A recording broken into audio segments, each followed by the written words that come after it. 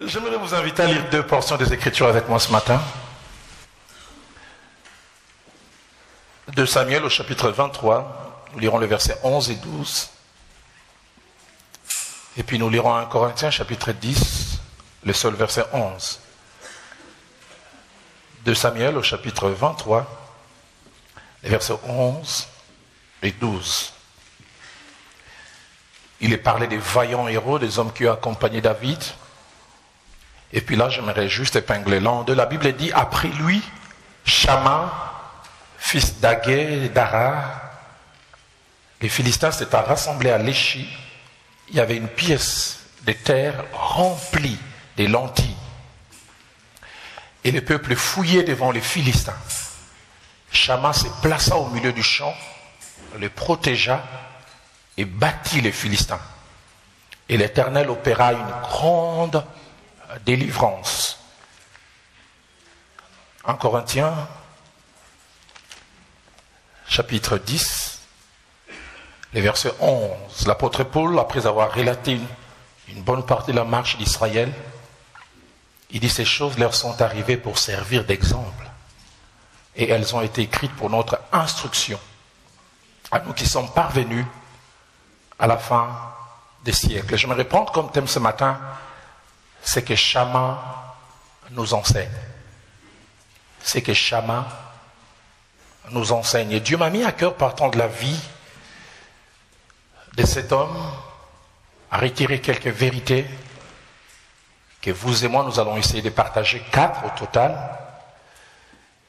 Des choses que cet homme a expérimentées, que vous et moi, nous pouvons aussi expérimenter. Des choses qui peuvent nous servir dans la vie en général, mais je le crois surtout dans notre marche en tant qu'enfant de Dieu. Mais avant de revenir aux 2 textes, et spécialement à l'étude de ces personnages, j'aimerais dire 2 choses. La première, c'est que son nom signifie obéissant. C'est lui qui fait ce que Dieu veut qu'il fasse. Et j'aimerais d'entrée dire, dans notre marche en tant qu'enfant de Dieu, l'obéissance doit être un point central. L'obéissance à sa parole, l'obéissance à sa volonté. La volonté de Dieu est non seulement importante, mais elle doit s'imposer dans chaque aspect et dans chaque détail de notre vie. Dans Actes des Apôtres, chapitre 13, verset 22, la Bible nous parle de l'instant où Dieu décide de rejeter Saül et fait le choix de David comme remplaçant. Et écoutez ce que la Bible dit: puis ayant rejeté Saül, Jéhovah leur suscita pour roi David, auquel il a rendu ce témoignage: j'ai trouvé David, fils d'Isaïe, homme selon mon cœur, mais il dit qui accomplira toutes mes volontés, qui va obéir, qui va faire ce que je veux. Et il a rejeté Saül simplement parce que Saül n'a pas obéi. Il a fait des bonnes choses, mais des bonnes choses pas voulues par Dieu. Seigneur, aide-moi à être un Shama, obéissant. Obéissant. Dans 1 Samuel chapitre 15, au verset 22, Dieu lui-même parlant à Saül, après qu'il ait désobéi, lui dira: voici, l'obéissance vaut mieux que les sacrifices. Et l'observation de sa parole vaut mieux que les graisses de bélier. Shama, obéissant. La deuxième des choses que j'aimerais mentionner, c'est qu'il faisait partie de ce que la Bible appelle les vaillants héros. En Chronique au chapitre 11 au verset 10, ainsi qu'en Chronique au chapitre 12, le seul verset premier, nous parle de ces hommes. Et j'aime ce que la Bible dit. Voici les chefs des vaillants hommes qui étaient au service de David. Et j'aime les verbes qui suivent, qui l'aidèrent à assurer sa domination afin de l'établir roi selon la parole de l'Éternel au sujet d'Israël. Une autre version, parole de vie, dit de la dernière phrase: ce sont eux qui ont fait roi David comme le Seigneur le lui avait promis. La promesse était faite à David. Et pour que David arrive à devenir roi, il n'est pas devenu seul. Des gens ont apporté des choses et qui ont fait que David devienne ce qu'il est devenu. Ce sont eux qui lui prêtèrent main forte dans sa conquête de la royauté pour qu'il devienne roi selon sa parole. Et en Chronique 12, on dit, voici ceux qui se rendirent auprès de David à Tskilad, lorsqu'il était encore éloigné de la présence de Saul, fils d'Échis. Il faisait partie des vaillants hommes, et j'aime encore le verbe qui est utilisé, qui lui prêtèrent leur secours pendant la guerre. Et là encore, deux choses que j'aimerais faire ressortir et que la Bible déjà veut nous enseigner. La première, c'est qu'aucun homme ne se suffit par lui-même.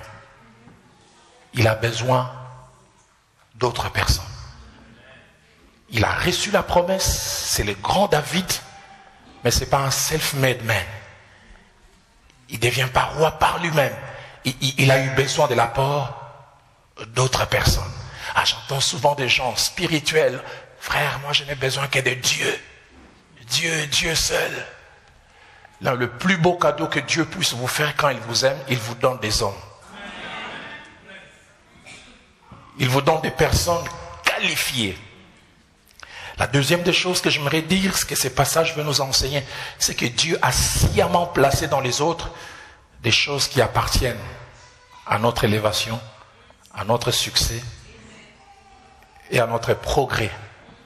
Et déjà même dans l'environnement le plus parfait, Dieu a voulu que l'homme soit un être dépendant. Genèse chapitre 2, verset 18, Dieu dit, il n'est pas bon que l'homme soit seul.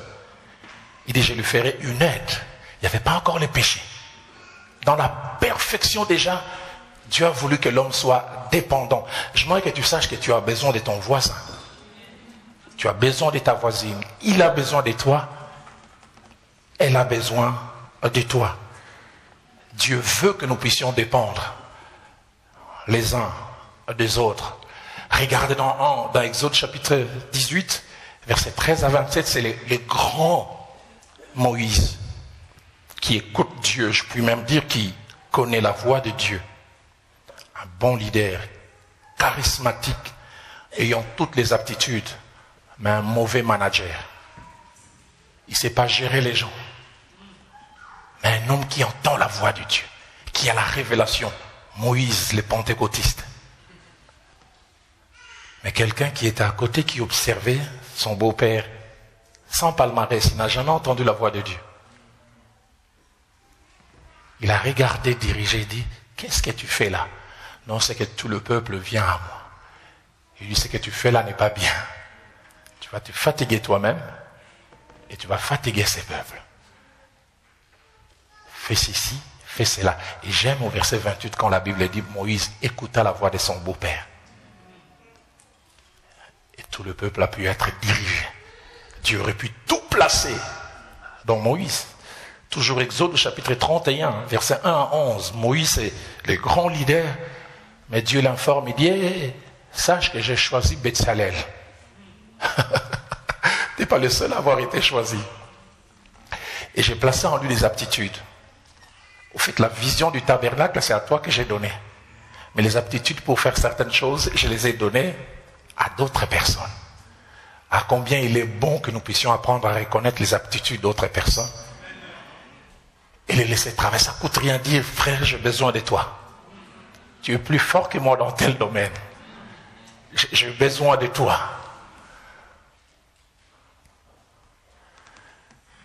Ah, j'aimerais aller encore plus loin. J'ai appris à ne jamais négliger les gens. 1 Samuel chapitre 9, verset 6 et le verset 8. Un homme que j'appelle le faiseur de rois. Le père de Saül se lève ce matin, les ânesses ont été perdues, puis il dit à son fils, tu dois aller rechercher les ânesses. Oh, Seigneur, donne-moi les gens qu'il faut pour jouer les rôles qu'il faut à m'écouter.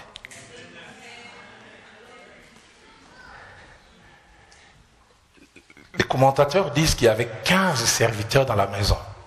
Et Saül a dû se retourner et dire, toi tu viens. Ah, Seigneur, conduis-moi à choisir les bonnes personnes. J'en ai assez des gens qui viennent se placer à nos côtés, non pas pour nous, mais pour eux. Pour tout ce qu'ils peuvent retirer de nous. Donne-nous des gens qui se placent à nos côtés pour nous.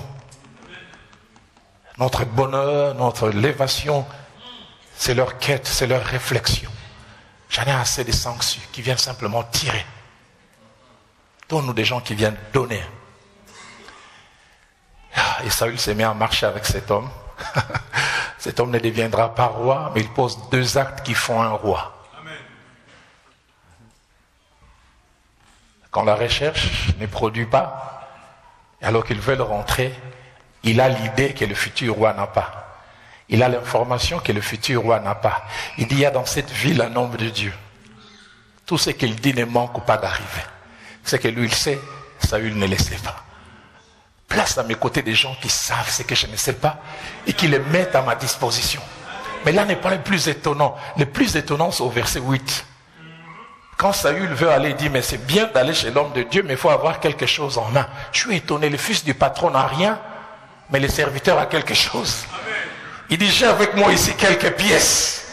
Il a l'idée et il a l'argent qui fait de Saül un roi. Place à mes côtés des gens qui ont des choses que je n'ai pas, mais des choses qui me poussent.